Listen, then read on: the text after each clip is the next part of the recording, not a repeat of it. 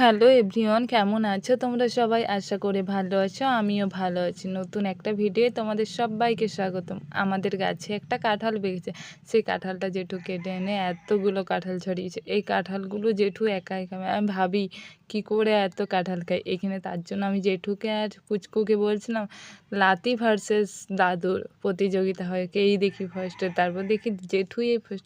আমার জেঠুর সাথে কেউ কোনোদিন কাঁঠাল খাই পারবে না, এত কাঁঠাল খেতে পারে। আমাদের বাড়িতে কেউ কাঁঠাল খায়নি, এত বড় কাঁঠালটা আমার জেঠুই খেয়ে নিতে এক্ষুনি।